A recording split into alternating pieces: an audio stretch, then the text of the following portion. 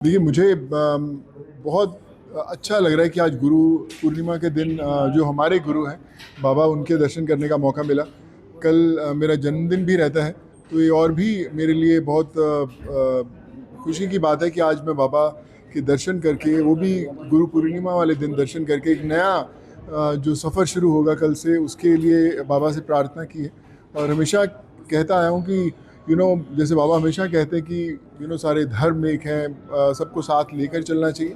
और जब यहाँ पर मैं आता हूँ और जो लोगों की श्रद्धा देखता हूँ बाबा के लिए, और ख़ासकर आज एक महसूस होता है कि बाबा के दिखाए हुए रास्ते पर सब लोग चल रहे हैं। और मैं भी कोशिश करता रहूँगा कि जो बाबा ने रास्ता दिखाया है लोगों के साथ जुड़ने का, उस पर ऐसे ही चलते रहें।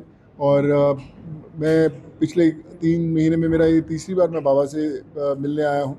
और बस यही कहता हूँ कि जल्द वापस बुलाते रहें। और जब भी बाबा का आशीर्वाद मिलता है तो एक नया जुनून एक आता है, एक नई ऊर्जा मिलती है करने के लिए। आज मुझे करीबन यहाँ पर आते हुए 34 से 35 साल हो गए हैं। कॉलेज के समय से आना शुरू किया था, जब नागपुर में पढ़ाई करता था तब ट्रेन में रिजर्वेशन भी नहीं होता था, तब आना शुरू किया था। और आज जब बाबा के पास यहाँ पर आता हूँ और इतनी इज़्ज़त और इतना प्रेम मिलता है, तो ये लगता है कि बाबा का जो हाथ है सर पर बना हुआ है। और बस यही कहूँगा कि बाबा ऐसे ही आशीर्वाद बना के रखें और ऐसे ही मुझे जो मेरा मार्गदर्शन है वो करते रहें। आप लोगों से जुड़े हुए हमेशा दिखते हैं, लोगों के बीच में जाते हैं, लेकिन कई सारे आज बॉलीवुड के एक्टर हैं जो लाखों रुपए खर्च करके बॉडीगार्ड रखते हैं, 2-3 लाख रुपए उनको पर डे उनको देते हैं। आपको डर नहीं लगता कि बॉडीगार्ड रखे? देखिए, सबसे बड़े बॉडीगार्ड तो हमारे बाबा ही होते हैं, जो हमें हमेशा गा करते हैं। हमें जब बाबा साथ में हैं तो फिर किसी की ज़रूरत नहीं साथ में होती। और मुझे लगता है कि जो आम जनता आपको इस मुकाम तक पहुंचाती है, जहाँ पर आपको इतना प्यार मिलता है, तो आम जनता के साथ जुड़ा रहना ज़रूरी है। आम जनता को दूर करना नहीं, क्योंकि बहुत मेहनत, बहुत दुआएं लगती है उस जनता के साथ दिल जुड़ने में, उन तक पहुँचने में। और जब तक वो जुड़ी रहती हैं तब तक मुझे लगता है कि आपका जो इंसान होने का जो आपका सफ़र है वो चलता रहता है। और जब आप उन्हें दूर करते हैं तो कहीं ना कहीं और रिश्ता ज़रूर टूटता है। वो इंसान से जुड़े नहीं है, इसलिए अपने बॉडीगार्ड की जरूरत पड़ती है। नहीं, मुझे लगता है कि सबके अपने अपने कारण हैं रखने के लिए, अपनी अपनी उनकी तकलीफ़ें होंगी, अपनी अपनी ज़रूरतें होंगी। बट मुझे लगता है कि मैं कोशिश करता हूँ कि मैं जैसे पहले रहा हूँ आज से 30-32 साल पहले, वैसे ही चलता रहूँ। जिस तरह का माहौल आज देश में है, तो आज सही से क्या प्रार्थना करेंगे कि इस माहौल में क्या बदलाव आना चाहिए? बाबा से मैं यही प्रार्थना करूंगा कि बाबा ही हैं जो हमारी सृष्टि को चला रहे हैं, सब कुछ हम मार्गदर्शन कर रहे हैं। और ऐसे ही करते रहें। हमारे जितने बच्चे हैं, हमारे जितने लोग हैं, वो ऐसे ही देश के लिए बेहतर काम करते रहें। और उतार चढ़ाव हमेशा समय में आता रहता है, लेकिन इसीलिए बाबा हैं कि वो हमें उस समय से बाहर निकाल कर वापस बेहतर समय में हमें लेकर आते हैं। और उसी के लिए मैं हमेशा उनसे प्रार्थना करता आया हूँ। जिस तरह से भारतीय जनता पार्टी ने जो जिन आंदोलन किया है, कैसे देखते हैं आप युवा के लिए सब? देखिए, मैं यही कहना चाहूँगा कि हमारी जो युवा पीढ़ी है वो देश का भविष्य है। हमें उन्हें सुनना ज़रूर चाहिए, उनका साथ देना चाहिए। और साथ ही साथ ये भी कहना चाहूँगा कि कई बार ऐसे प्रदर्शनों में बहुत सारे ऐसे एलिमेंट्स आ जाते हैं जो जो उनका जो एक्चुअल मुद्दा है उसको भटकाने के लिए भी ख़राब किए जाते हैं। तो मैं कहूँगा उनसे बचकर चलना चाहिए। और जो भी आपके दिल में है उसे आप बताएं। और मुझे विश्वास है कि सरकार भी देश की भलाई के लिए ही काम कर रही है। बस वो रिश्ता जो है उसे जोड़ना ज़रूरी है। कंगना रनौत ने जिस प्रकार इस पर टिप्पणियां की, उस पर युवा के लिए मैंने सुना नहीं एक्चुअली बयान, सॉरी, मैंने उनका बयान नहीं सुना। पर मुझे लगता है कि ये जितने युवा लोग ही हैं वही एक्टर्स बनाते हैं, वही आपको इस मुकाम तक पहुंचाते हैं। जब तक वो आपके साथ रहेंगे तो आप रहेंगे, अगर वो नहीं रहेंगे तो फिर तकलीफ़ होगी। इसलिए सबको साथ लेकर चलना चाहिए। आपका जो प्रोफेशन है वो कोई भी हो, आप एक्टर हैं, डॉक्टर हैं या कोई भी हैं, जब तक लोग आपके साथ जुड़े हैं तब तक आप का जो अस्तित्व है वो इस दुनिया के अंदर मायने रखता है। अदरवाइज कोई फ़ायदा नहीं। महिलाओं को उन्होंने गटर कहा है, गटर। अगर ऐसा कहा है तो बहुत मुझे लगता है कि शर्मनाक बात है, ऐसे नहीं कहना चाहिए था। और ऐसे नहीं बोलते कि तोल मोल के बोल। बड़ा ज़रूरी है कि आप सोच समझ के बोलें, क्योंकि जो जनता है वो ही ईश्वर का दूसरा रूप है। जिस तरह सोशल मीडिया आज देखा जाए तो सोशल मीडिया से एक बड़ा आंदोलन आज खड़ा हो गया। सोशल मीडिया का अच्छा भी उपयोग होता है और उसका अलग तरीके से भी उपयोग होता है, तो आप क्या कहेंगे इस सोशल मीडिया के बारे में? देखिए, सोशल मीडिया में बहुत ताकत है, हमें उसका सही उपयोग करना चाहिए। सोशल मीडिया के ज़रिए ही कोविड के अंदर, कोरोना के समय में इतने लोगों से जुड़ पाया, डॉक्टर से, अस्पतालों से, नौकरी दिलाने के लिए, उनको घर भेजने के लिए।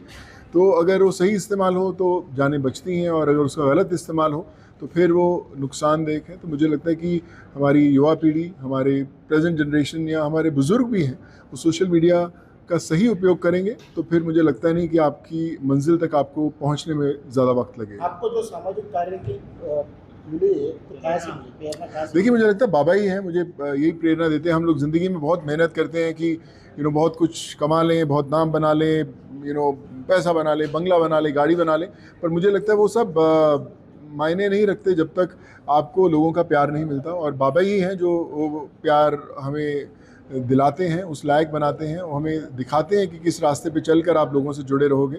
तो मैं तो जब भी आया हूँ इतने सालों से, मैं यही कहता हूँ कि आपने यहाँ तक पहुँचाया है और आप भी आगे मुझे लेके जाएंगे, और ऐसे ही मार्गदर्शन करते रहें। कभी गलती हो तो सिखा भी देना, और अगर मैं ठीक करता रहूँ तो आगे लेकर चलना। सर, छात्र जो है वो ऑनलाइन गेमिंग में व्यस्त दिखाई दे रहे हैं, कई छात्रों का गंदा भी जा रहा है, तो क्या कहेंगे आप छात्रों के बारे में मोबाइल बैन करने के लिए अपील करने वाले? देखिए, मैंने कहा था कि एक उम्र तक जो सोशल मीडिया होती है, आजकल 9-9, 10-10 साल के बच्चे जो होते हैं, उनके पेरेंट्स उनको मोबाइल दे देते हैं, छोटे 6-6 साल के बच्चों को भी दे देते हैं ताकि वो व्यस्त रहें। सो मुझे लगता है कि सोशल मीडिया, जैसा आपने अभी बताया कि उसके अंदर ताकत भी है, उसके नुकसान भी है, तो उनका बचपन कहीं ना कहीं पीछे छूट जाता है।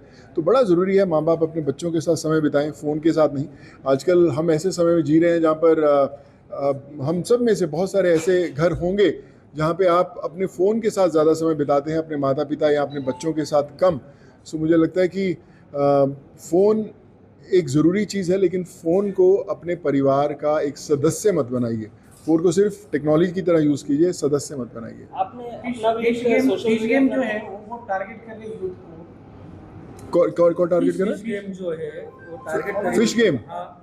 अच्छा, मैं तो खेलता नहीं भाई, मुझे पता नहीं, but I am sorry. Brahma की कसम, खेलेंगे तो जीतेंगे और छोटे बच्चे से बच के रहेंगे। अच्छा, मुझे लगता है कि ये सब चीज़ें बैन हमारी सरकार भी करती आई है, और करना चाहिए, और अगर आपको भी कहीं पता चलता है तो ज़रूर रिपोर्ट करते रहें। सो मुझे लगता है बच्चों को इन चीज़ों से दूर रखना बड़ों का एक जिम्मेदारी है, उनका एक कर्तव्य है, तो उसको उन पे ज़रूर काम करना चाहिए। आपका अपना भी एक सोशल मीडिया प्लेटफॉर्म है? जी, तो मेरा खुद का सोशल मीडिया प्लेटफॉर्म है एक्सप्लोजर, जो बहुत देश भर में, दुनिया भर के अंदर कई मुल्कों में अभी बहुत आगे चल रहा है। तो उसका भी मकसद वही है कि जब आप घूमते हैं, दुनिया भर में घूमते हैं, अलग अलग आपके एक्सपीरियंसेस होते हैं, उसको शेयर कीजिए, जुड़े रहिए, ज़्यादा से ज़्यादा लोगों को जोड़िए। तो मेरा कोशिश यही रहती है कि सबको जोड़ पाऊँ और एक परिवार बना पाऊँ। सर, कल आपका बर्थडे है, जी। पहले तो आपको एडवांस में हैप्पी बर्थडे। धन्यवाद। और नई कौन सी फिल्म आ रही है, क्या नया? अभी मेरी फिल्म, मैंने जैसे बताया कि नंदी की शूटिंग शुरू होगी बारिशों के बाद, और बाबा का आशीर्वाद फिर से लिया है कि जिस तरह से तैयारी की है, पिछले 1 साल से तैयारी चल रही है उस फिल्म की, बड़ी फिल्म है। और अब अगली बार जब आऊँगा मैं तो फिल्म की शूटिंग शुरू हो गई होगी, और फिर वापस आऊँगा उनका आशीर्वाद लेने के लिए रिलीज़ के टाइम पे, तो आप ज़रूर देखिएगा। सुनो भाई, आप सामाजिक कार्य में हो, आते समय जोसेफ विजय थलापति राजनीति में, वैसे आप राजनीति में दिखोगे भविष्य में? मैं थलापति विजय जी के साथ मैंने फिल्म भी की है, मेरे करियर की दूसरी फिल्म थी। बड़े कमाल के इंसान हैं।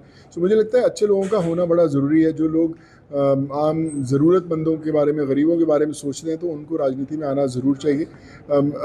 कभी मुझे अभी पता नहीं कि मुझे लगता है कि मैं बिना राजनीति में आए भी काम कर रहा हूँ, लोगों तक पहुँच रहा हूँ। पर जब समय होगा तो ईश्वर अपने आप बाबा रास्ता दिखा देंगे कि मुझे पहुंचना चाहिए कि नहीं पहुंचना चाहिए। नहीं तो तब तक तो लोगों के लिए मजदूरी करनी है, करते रहेंगे। नहीं सर, अगर आपके अच्छे- राजनीति में आए तो फिर पंजाब से लड़ेंगे या महाराष्ट्र से? सर, महाराष्ट्र में मैंने ज़िंदगी बिताई है सर। मैं पढ़ाई यहाँ से की, बड़े यहाँ हुए, करियर यहाँ पे बनाया, सब कुछ है। तो फ़र्क नहीं पड़ता कौन सी स्टेट से आते हैं। जैसे मैंने बोला कि जाति, धर्म, लोग, कोई फ़र्क नहीं पड़ता।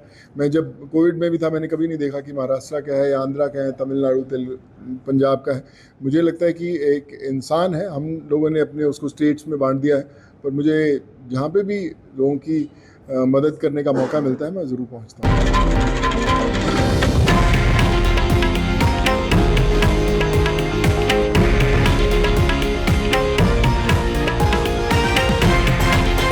हे आहे देशातील नंबर 1 न्यूज नेटवर्क आणि आपण पाहत आहात TV9 मराठी, एकमेव.